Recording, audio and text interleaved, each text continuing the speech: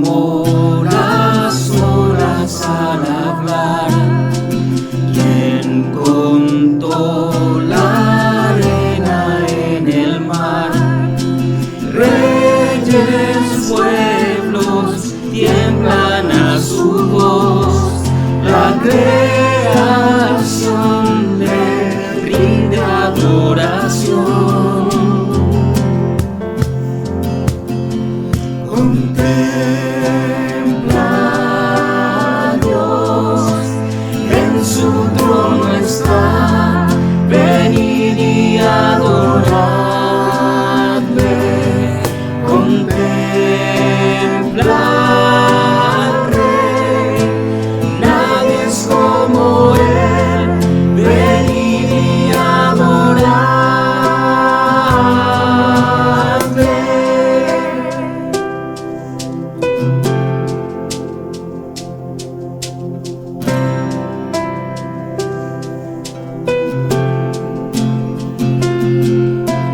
¿Quién le dio consejo al Señor? ¿Quién cuestiona lo que Él habló? ¿Quién al sabio Dios puede enseñar? ¿Quién comprende su gran majestad? Contempla a Dios, en su trono está, venid y adoradle. Contempla al Rey, nadie es como Él, venid y adoradle.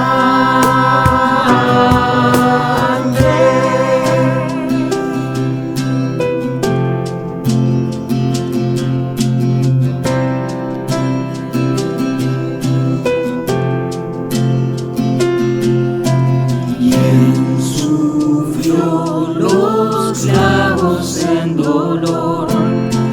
¿Quién llevó el mal del pecador?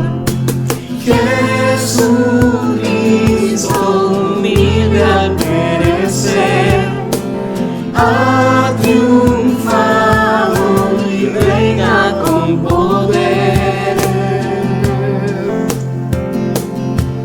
Contempla a Dios, en su trono está, venid y adoradle.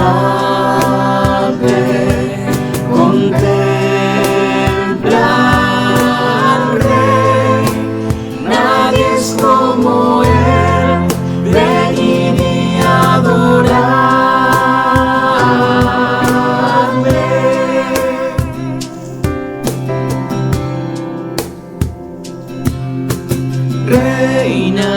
Reinarás por siempre. Reinarás por siempre. Reinarás por siempre. Reinarás por siempre. Reinarás por siempre. Reinarás por siempre.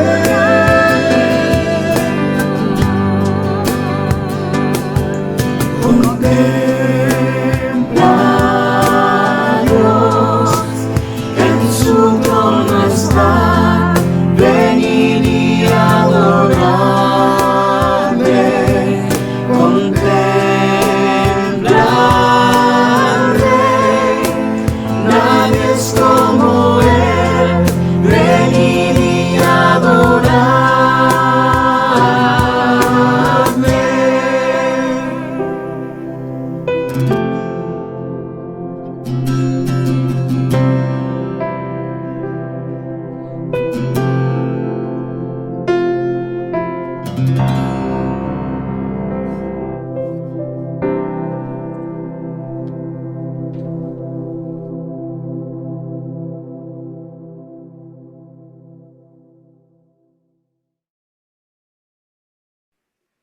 Muy bien, muy buenos días a todos. Damos gracias a Dios por una nueva oportunidad de poder abrir la palabra de Dios.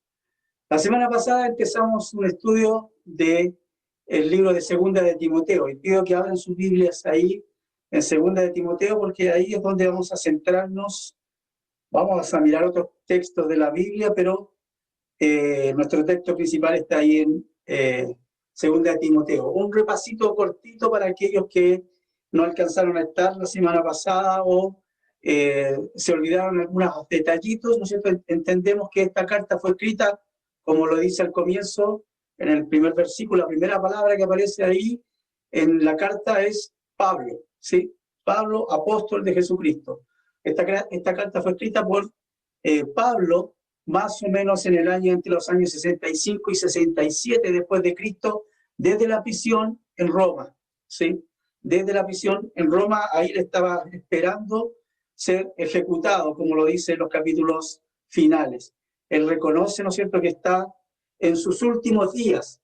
Y como está en sus últimos días, sus últimas palabras deben ser palabras importantes, deben ser palabras que calen profundo en las personas. Y cuando uno está en esta situación, piensa y tiene la tendencia a pensar en gente que es realmente importante para uno.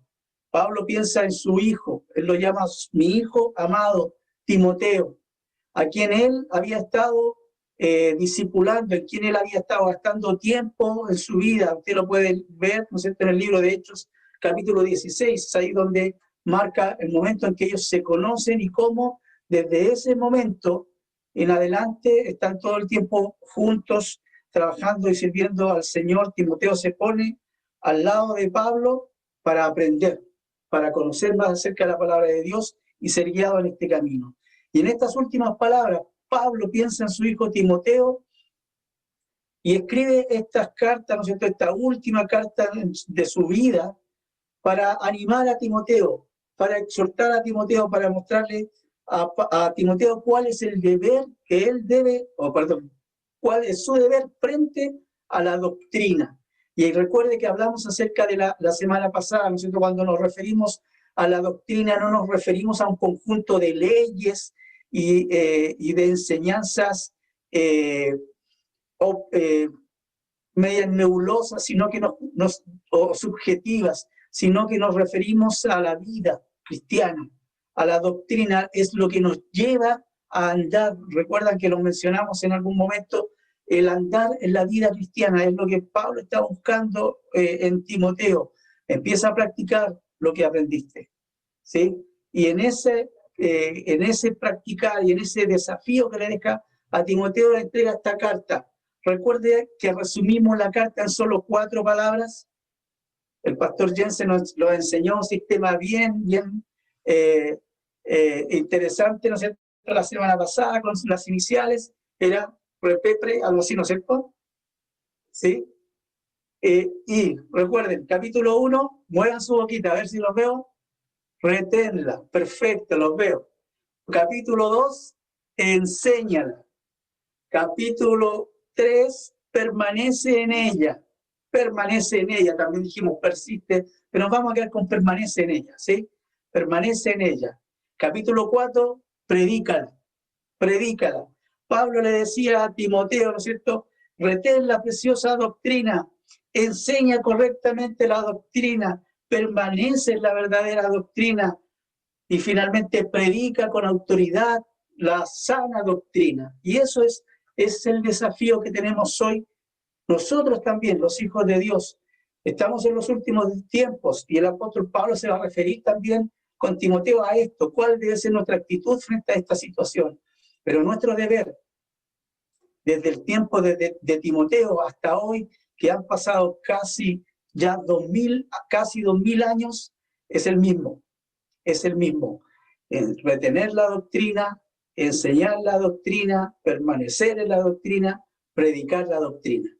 Y ese es el desafío que tenemos en adelante. Hablábamos acerca de esta introducción que hizo el apóstol Pablo, cómo se presentó a sí mismo, ¿no es cierto?, como un apóstol, no de hombres, dice en otra carta, ¿no es cierto?, un apóstol de Cristo Jesús, un apóstol que fue comisionado por Dios mismo, según la voluntad de Dios. Él envía esta carta, ¿no es cierto?, a su hijo Timoteo, a su amado, a quien le dedica o que le desea gracia, misericordia y paz. Hablamos de estos conceptos también la semana pasada. También dijimos, ¿no es cierto?, en un segundo punto que Pablo habló acerca de la gratitud que él tenía. La gratitud de Pablo, primero que nada a Dios, ¿sí? Él dice, doy gracias a Dios a quien sirvo, a quien sirvo. Y ese servicio, hablamos acerca de ese deseo de Pablo de estar rindiendo culto constantemente a Dios a través de lo que él hacía. Todo su servicio, todos sus actos estaban en directa relación con su relación con Dios. Y esto es bien importante, hermanos. Todo servicio que nosotros hagamos en este mundo, todo está en directa relación con Dios. A ese Dios a quien él servía, daba gracias constantemente. ¿Y daba gracias por qué? Por la vida de Timoteo, un hijo amado, un hijo en quien él ve una fe sincera, una fe no fingida, una fe que él aprendió directamente desde su abuela, su madre, y le fue comunicada a él, ¿sí? Pero es una fe personal, recuerden, lo dijimos también, ¿no es cierto? La fe no se hereda, no se hereda. La fe se practica, se vive, se aprende. Y eso es lo que estaba viendo el apóstol Pablo en su hijo Timoteo, ¿no es cierto? Un hombre de fe no fingida, y a él es el que él finalmente exhorta. Recuerdan que vimos la semana pasada la exhortación de Pablo, le exhortó y lo hizo recordar. Recuerdan que hablamos que el apóstol Pablo estaba constantemente teniendo presente en sus oraciones, recordando a Timoteo, era como un holograma, dijimos, ¿recuerdan? Él veía la presencia de Timoteo, y a esa presencia, y a ese recuerdo que él tenía de Timoteo, es como le dijimos la semana pasada, ¿no es cierto? Como el hijo llamando al padre y diciendo, siéntate, vamos a tener una conversación de hombre a hombre. Y aquí él lo exhorta, Pablo exhorta a Timoteo y le recuerda estas cosas. Primero, aviva el fuego. ¿Recuerda? Aviva el fuego. Aviva el fuego que tienes en ti, el fuego del don que está en ti. Significa no dejes que este don, que esta capacidad que Dios te dio se apague, sino que manténla viva, ponla en práctica, ejercítala. Ese es otro desafío para nosotros. No solo aviva el fuego, sino sé valiente, sé valiente. Fíjese el versículo 7, Pablo le dice, porque Dios nos ha dado espíritu de cobardía. También ahí en algunas versiones dicen timidez. Pablo o Timoteo era un hombre que tenía un carácter así tímido, ¿sí? Le costaba dar el paso. Y Pablo lo exhorta a esto porque Dios nos dio espíritu de poder, dice. Y cuando habla acerca de este poder, está hablando de las capacidades que Dios nos da, el poder que genera energía, ¿sí? ¿Se acuerda que dijimos, ¿no es cierto?, esta palabra, la palabra dunamis, de la cual sacamos la palabra dinamita, pero también de la cual sacamos la palabra dínamos? Dínamo es el que genera la energía, ¿sí? Es como una batería que conocemos hoy también, que genera energía. Y nosotros debemos estar conectados a esa energía. Eso es lo que nos da poder, eso es lo que hace que no seamos unos cobardes. ¿Recuerdan? Lo dijimos la semana pasada, pero también de amor. El amor que es capaz de darlo todo sin esperar nada a cambio. Lo leímos, ¿no es cierto? Y vimos esa definición que hace Pablo del amor allí en el 1 Corintios capítulo 13. Y finalmente dijimos del dominio propio, acerca, ¿no es cierto?, de esa mente capaz de controlar este cuerpo. La mente capaz de controlar nuestras vidas, no por nuestra mente, no por nuestras capacidades, sino que por el poder que Dios nos da, por su Espíritu Santo. Recuerden que el dominio propio es un fruto del Espíritu Santo, es parte del fruto del Espíritu Santo. Dijimos, ¿no es cierto?, que el temor, el miedo, la cobardía nos lleva al descontrol. Dimos el ejemplo del terremoto, ¿recuerdan? Y finalmente, Pablo le dice a Timoteo, no te avergüences. No te avergüences. No te avergüences es una idea, da la idea de una palabra bien intensificada, podríamos decir. O sea, es como que Pablo le dijera a Timoteo, no sientas mucha vergüenza, no sientas mucha vergüenza. ¿De qué cosas? Fíjate, no te avergüences del testimonio de nuestro Señor, ni de mí, prisionero suyo. No te avergüences del testimonio, no te avergüences del Evangelio, no te avergüences de dar testimonio, de levantarte y de hablar del Señor. Pablo le decía a los romanos, pero que no me avergüenzo del Evangelio porque es poder de Dios. Y también, ¿no es cierto?, le dice, no te avergüences de mí, prisionero. Pero recuerden esto, hablamos que Pablo decía que él era prisionero del Señor, no del imperio, no era cualquier preso, era aquel que estaba preso por causa del Señor, pero no solo por causa del Señor, sino que estaba atado. Recuerdan, lo dijimos la semana pasada, amarrado, encadenado a Cristo. Él era su celador, ¿sí? Él era quien lo tenía capturado. Qué maravillosa figura, ¿no es cierto? Pero no solo esto, Pablo le dice también, sino que, ¿ven? Ahí marca ese contraste, no sientas vergüenza, sino según su propósito, perdón, me salté, sino, versículo 8, participa conmigo de las aflicciones por el Evangelio según el poder de Dios. De nuevo ahí está, la misma expresión, ¿no es cierto? El poder de Dios. Van a venir aflicciones, van a venir tribulaciones por causa de la predicación del Evangelio. Lo dijimos la semana pasada, ¿no es cierto? Pero cada vez que el apóstol Pablo enfrentaba estas tribulaciones, enfrentaba estos problemas, él se levantaba, se sacudía y avanzaba al próximo lugar para predicar el Evangelio, porque esa era su misión, esa era su labor, predicar el Evangelio. Hoy vamos a detenernos un poquito más a pensar en qué es lo que hace este Evangelio, ¿sí? Cómo este poder de Dios manifestado a través del Evangelio afectó nuestras vidas. Cómo este poder de Dios, el Evangelio, nos motiva, nos desafía. Fíjense que dice el versículo 9, leamos desde el versículo 8, perdón. Por tanto, no te avergüences del testimonio de nuestro Señor, ni de mí, preso suyo, sino participa conmigo en las aflicciones por el Evangelio, según el poder de Dios, quien nos ha salvado y nos ha llamado con un llamamiento santo, no según nuestras obras, sino según su propósito y según la gracia que nos fue dada en Cristo Jesús desde la eternidad. Hermanos, si pudiésemos, tendríamos de este solo versículo varias, quizás un mes de predicaciones, para detenernos ahí predicando solo este versículo fácilmente un mes. No lo vamos a hacer, no se asusten, ¿sí? Pero yo quiero destacar algo. Primero que nada, el Evangelio se manifiesta en salvación. En salvación, punto 1. Fíjense, el versículo 9 dice, quien nos ha salvado y nos ha llamado con un llamamiento santo, no según nuestras obras. El resultado de la operación del poder divino en nuestras vidas es salvación. El poder divino, el poder de Dios manifestado a través del Evangelio resulta en nosotros, ¿en qué? En salvación. En salvación. Ahora, fíjense que Pablo presenta detalles bien importantes, bien importantes. Dios escogió, buscó salvarnos, pero fíjense qué es lo que dice, no según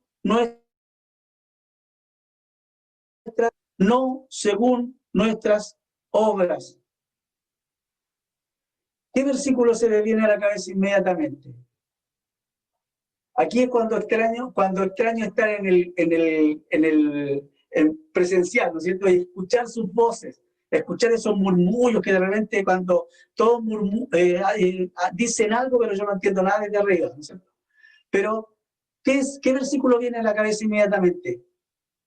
Efesios, capítulo 2, versículo 8. ¿Recuerda?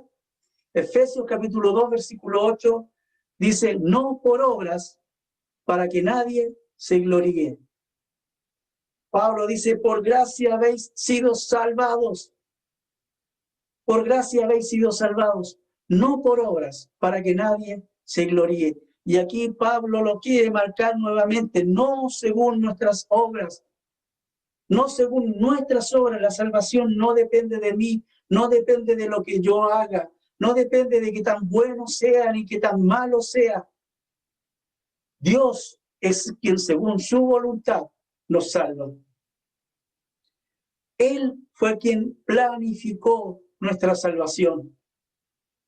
Y fíjense que Primera de Pedro capítulo 1 versículo 18 dice lo siguiente. Primera de Pedro capítulo 1 versículo 18 dice: sabiendo que no fuisteis redimidos de vuestra vana manera de vivir, heredada de vuestros padres con cosas perecederas como oro o plata, sino sino con sangre preciosa como de un cordero sin tacha y sin mancha, la sangre de Cristo, porque Él estaba preparado desde antes de la fundación del mundo, pero ha sido manifestado en estos últimos tiempos por amor de vosotros. Queridos, la salvación no ocurrió por accidente. No es que el plan de Dios cambió cuando Cristo llegó a la cruz. No es que cuando Cristo fue crucificado, Dios dijo, bueno, apliquemos el plan B. No, querido, Dios tiene un solo plan.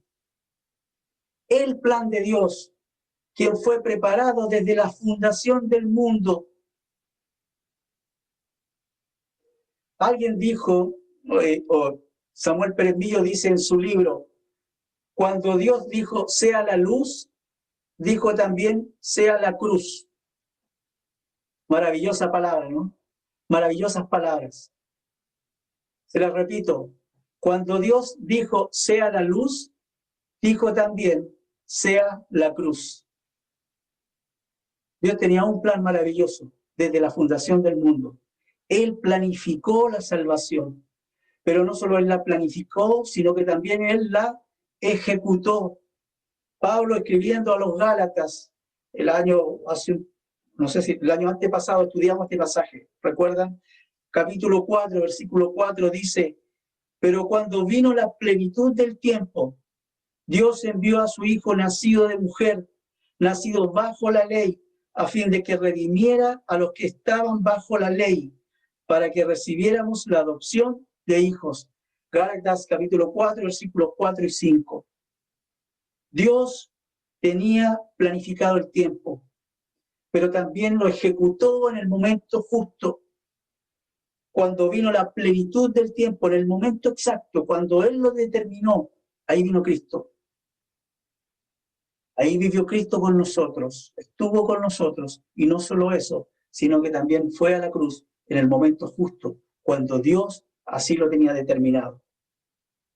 La salvación viene a nosotros de parte de Dios, no por nuestras obras, no por lo que nosotros hayamos hecho, sino según su propósito.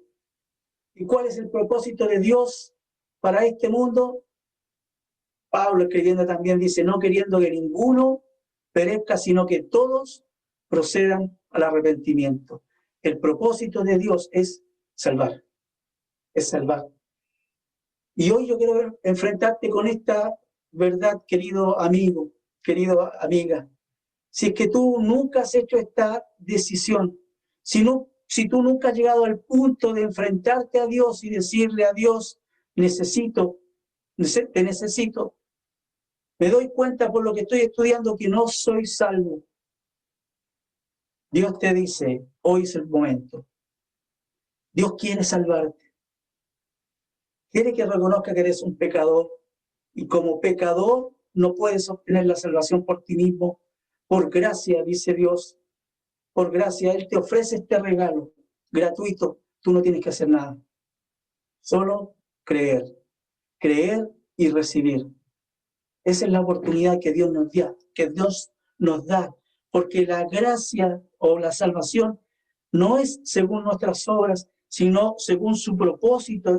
Fíjate, dice, y según la gracia que nos fue dada en Cristo Jesús desde la eternidad, desde los tiempos desde el principio, desde el comienzo, Dios pensó en enviar a su Hijo Jesucristo.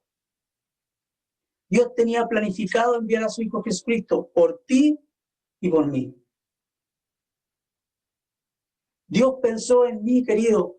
Dios pensó que el 10 de mayo de 1986 Cristo iba a llegar a mi vida. Dios pensó en ti cuando ese día tú reconociste tus pecados y le dijiste a Dios, te necesito. Y le dijiste a Cristo, creo. Dios pensó en ti. Ese día, en la eternidad. Qué maravillosa verdad, ¿no? Qué maravillosa verdad. Él nos salvó. Dios manifiesta su poder a través de la salvación, pero Dios también manifiesta su poder a través de su presencia. Dios no escogió salvarnos a través de un ángel. ¿Podía haberlo hecho? Podía haberlo hecho. Dios no escogió salvarnos a través de una aparición milagrosa. Dios escogió algo muy particular. El plan de Dios fue muy particular. Fíjate qué es lo que dice Pablo a Timoteo, versículo 10, y que ahora ha sido manifestada por la aparición de nuestro Salvador, Cristo Jesús, quien abolió la muerte y sacó a la luz la vida y la inmortalidad por medio del Evangelio. ¿Qué es lo que ha sido manifestado? El Evangelio, la gracia de Dios, ¿sí? Que ahora ha sido manifestada por la aparición. Ahí el apóstol Pablo usa una palabra bien interesante, que es la palabra epifanía, ¿no es cierto? Aparición así, de la nada. De la nada aparece o tenemos esta manifestación gloriosa de Dios.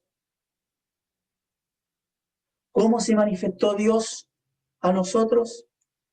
Desde el comienzo en un humilde pesebre. ¿Sí? En un humilde pesebre allí en Belén, Dios vino a este mundo, Dios se manifestó. Dios mismo fue quien envió al ángel y le dijo a José, llamarás o pondrás por nombre al muchacho Emmanuel, que traducido es Dios con nosotros. El mismo ángel le dijo a María, pondrá su nombre Jesús, porque él salvará a muchos. ¿Te das cuenta que desde el comienzo esta manifestación gloriosa del Señor, la presencia de Dios con nosotros, estaba con un propósito, manifestar su salvación, manifestar su salvación. Cristo vino a este mundo, el Verbo se hizo carne y habitó entre nosotros y vimos su gloria, dice Juan, gloria como el unigénito del Padre, lleno de gracia y verdad. Dios se hizo hombre, se manifestó a nosotros, nuestro Salvador, dice Pablo, ¿no es cierto? Nuestro Salvador, Cristo Jesús. Y fíjate qué maravilloso es que en esas tres palabras, Salvador, Cristo Jesús, está la esencia del Evangelio. Está la esencia del Evangelio, el Salvador, el Cristo, el ungido, el Mesías, es quien se hizo hombre. Y nosotros le conocemos como Jesús. Vino con ese propósito, el propósito de salvar y buscar lo que se había perdido. Pero fíjate, la presencia de Dios, el Evangelio de Dios en nosotros, tiene dos cosas bien importantes, o trae aparejada consigo dos cosas importantes. Fíjate que dice Pablo, ¿quién, a mitad del versículo 10, abolió la muerte? La presencia de Cristo, dice Pablo, la presencia del Salvador entre nosotros abolió la muerte. ¿Y qué significa abolir? ¿Cierto? Significa quitar, significa hacer ineficaz, derogar. No es que el Señor vino a eliminar la muerte, porque, queridos, seguimos muriendo. sino que lo que Dios hizo fue volver ineficaz la muerte. Volver ineficaz la muerte para nosotros, sus hijos, los creyentes. Y es por eso que Pablo dice, escribiendo a los Corintios, ahí en la primera carta, primera a los Corintios capítulo 15, dice, ¿dónde está, oh muerte, tu aguijón? Perdón, ¿dónde está, oh muerte, tu victoria? ¿Dónde, oh sepulcro, tu aguijón? Él desafía, te presenta casi un desafío a la muerte, ¿no es cierto? Y le dice, ¿dónde está, oh muerte, tu victoria? Porque la muerte ya no nos derrota, queridos. Al contrario, la muerte lo que provoca en nosotros, según Pablo escribiendo a los filipenses, ¿qué es? Ganancia. Ganancia. Pablo dice, escribiendo a los filipenses, porque para mí el vivir es Cristo y el morir es ganancia. Ganancia. ¿Te das cuenta cómo el Señor Jesucristo en la cruz cambia el sentido de la muerte? Cambia el significado de la muerte. La muerte al mundo le produce dolor, le produce desesperanza, le produce inseguridad. ¿Qué debería provocarnos a nosotros? Querido, la muerte debería provocarnos esperanza. La muerte debería darnos seguridad. Por eso es que Pablo dice, estoy en estrecho, no sé qué escoger. Partir con el Señor es mucho mejor. Dice, pero estar con ustedes es más beneficioso en este instante. Pablo estaba en esa lucha, ¿no es cierto? Él quería estar con el Señor. Querido, la muerte para nosotros significa eso. La muerte para nosotros significa estar con el Señor. Gloria a Dios por eso, querido. La muerte debería provocarnos temor. Es por eso que Pablo dice que el Señor Jesucristo, nuestro Salvador, abolió la muerte. La hizo ineficaz. Perdió su valor. La muerte ya no nos atemoriza. El diablo es quien quiere utilizar la muerte para provocar temor. Dios utiliza la muerte para darnos esperanza, para provocar esperanza. No solo esto, sino que fíjate, quien dice, y sacó a la luz la vida y la inmortalidad por medio del Evangelio. Porque la muerte está asociada con las tinieblas, ¿sí? Pablo dice que la paga del pecado es muerte. Pero, también agrega en ese mismo versículo, ahí en Romanos 6:23, ¿no? Pero, o más, el regalo de Dios, la dádiva de Dios es vida eterna en Cristo Jesús. Es exactamente lo que está diciendo aquí Pablo. Sacó a la luz la vida. Queridos, recuerden que nosotros vivíamos en tinieblas. Vivíamos en tinieblas. Y Dios nos sacó de las tinieblas y nos puso en la luz de la vida. La luz de la vida, la luz de la vida, la que me conecta con Dios, la comunión con Dios. Y no solo esto, sino que dice, y la inmortalidad por medio del Evangelio. Somos inmortales, queridos.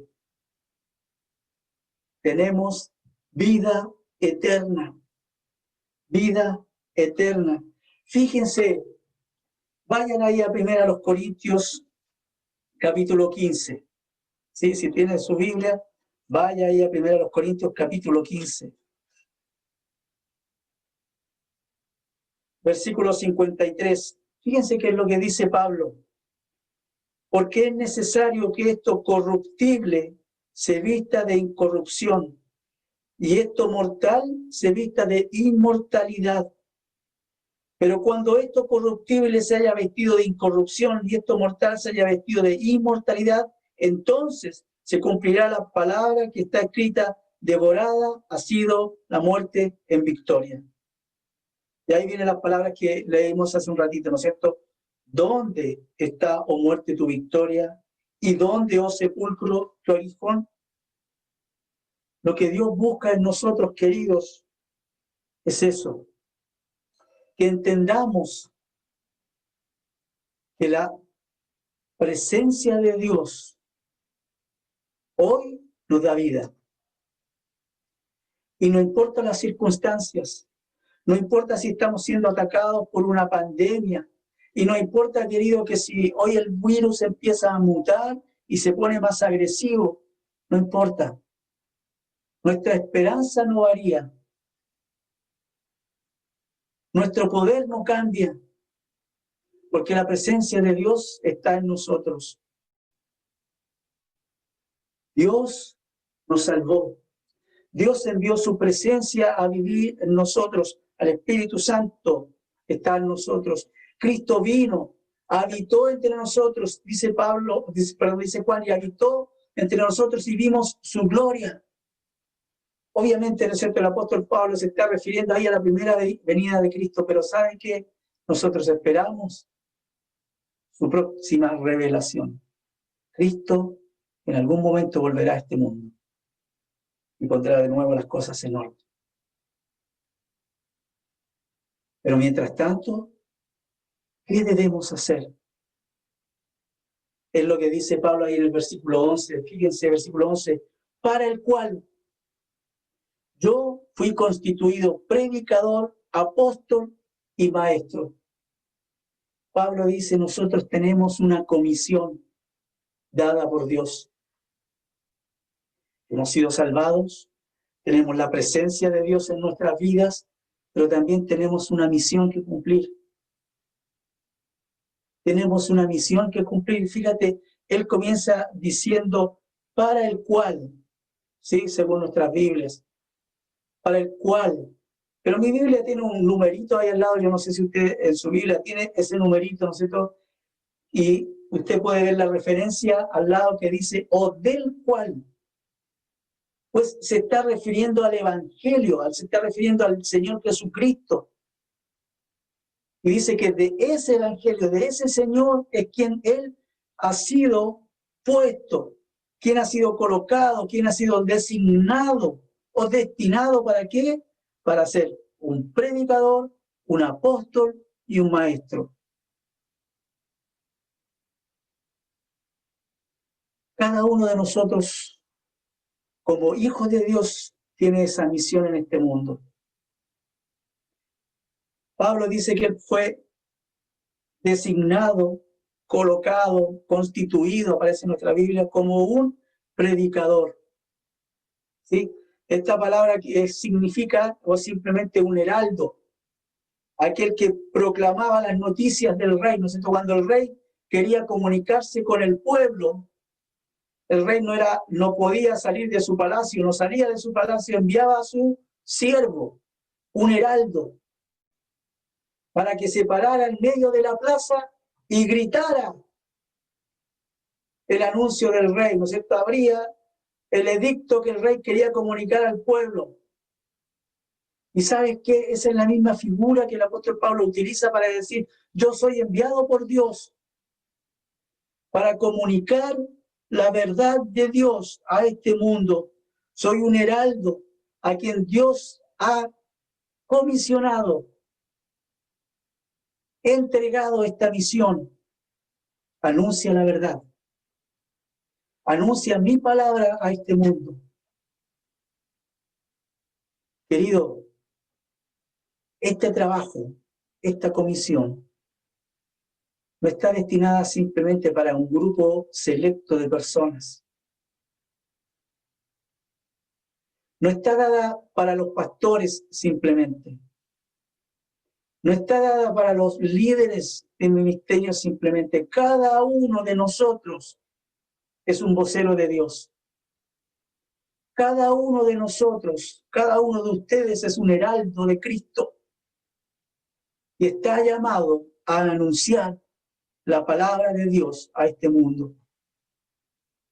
Pero no solo esto dice Pablo, sino que también dice que él es un apóstol.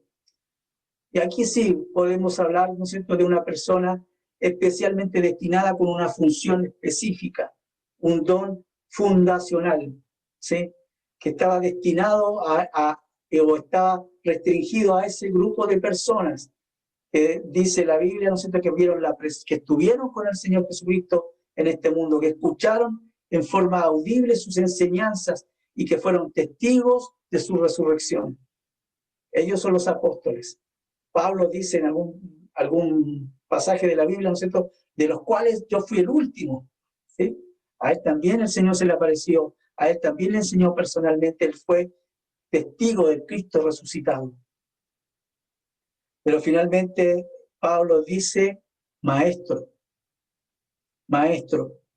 Su labor como maestro es enseñar estas verdades, ¿no es cierto?, enseñar esta instrucción dada por Dios, estas cosas que son referentes a la salvación. Recuerden que estamos hablando de la salvación.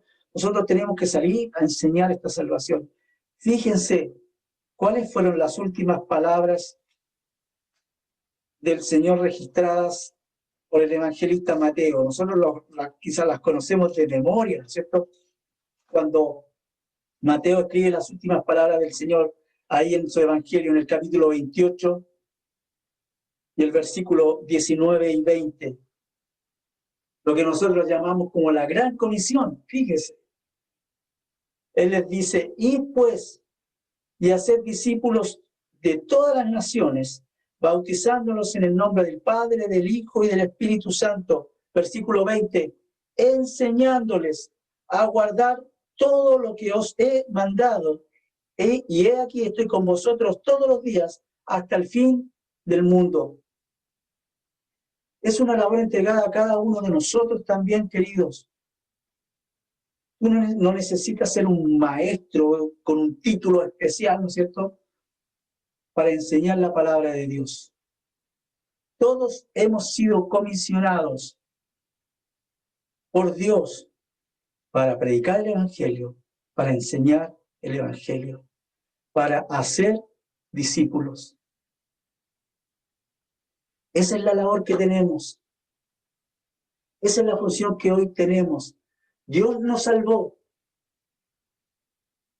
Su presencia, el Señor Jesucristo vino y habitó entre nosotros para darnos una misión.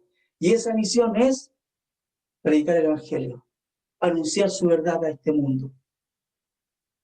Tú y yo somos responsables de esa función. Cada uno de nosotros que hemos puesto nuestra fe en Cristo Jesús, tenemos esa labor. La estás realizando. Estás cumpliendo esa labor. Estás abriendo tu boca. Estás comunicando el Evangelio. Estás enseñando a otras personas. Estás traspasando esta verdad. Después Pablo le va a explicar más en detalle qué significa esto a Timoteo, ¿no es cierto?, qué significa traspasar esta verdad a las próximas generaciones. Pero eso es una responsabilidad de cada uno de nosotros, queridos. Dios no va a enviar un ángel a este mundo hoy a predicar el Evangelio. Dios te quiere usar a ti. Dios no mandó a los ángeles a hacer discípulos, te envió a ti. ¿Estás haciéndolo? ¿Estás haciéndolo? Fíjense, Pablo está simplemente introduciendo esta verdad con Timoteo, ¿no es cierto? Está dándole estas exhortaciones generales para hacerlo pensar en esto. Dios te salvó. Tú eres parte del plan de Dios. Dios quiere usarte. Oremos. Bendito Padre Celestial, estamos muy agradecidos por tu palabra. Gracias, Señor, por tu misericordia. Gracias porque un día tú nos alcanzaste.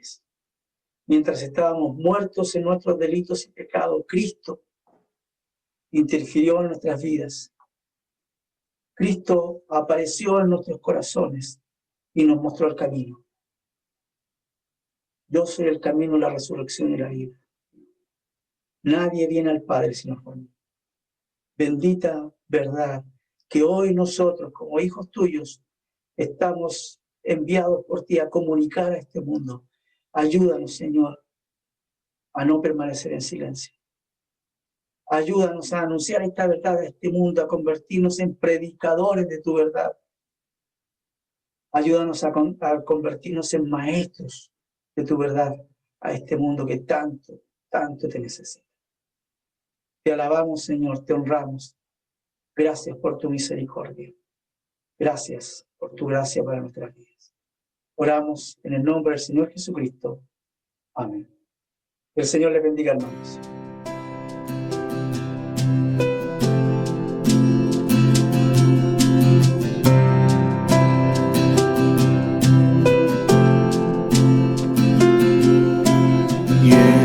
Formó las olas al hablar, quien contó la arena en el mar. Reyes, pueblos, tiemblan a su voz, la creación le rinde adoración. Contempla a Dios, en su trono está, venid y adoradle. Contempla al Rey, nadie es como él, venid y adoradle.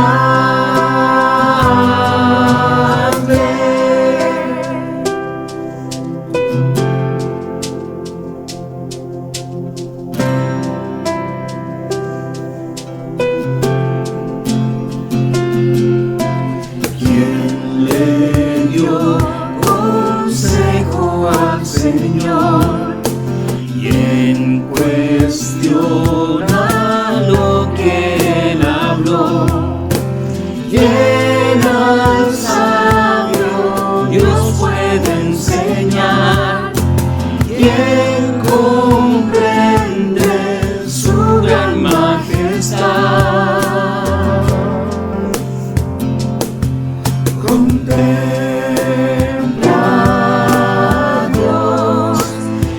Su trono está, venid y adoradle. Contempla al Rey, nadie es como él, venid y adoradle.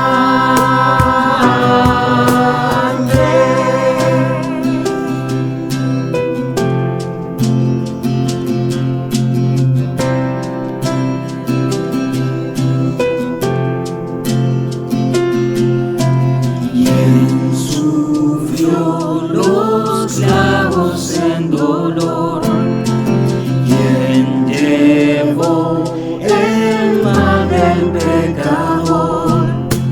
Jesucristo humilde al perecer, ha triunfado y reina con poder.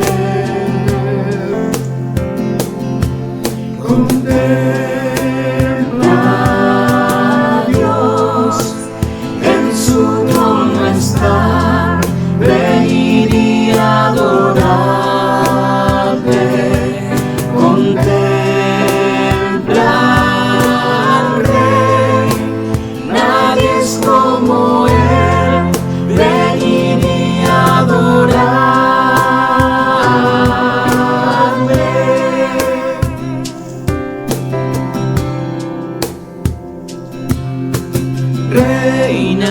Reinarás por siempre.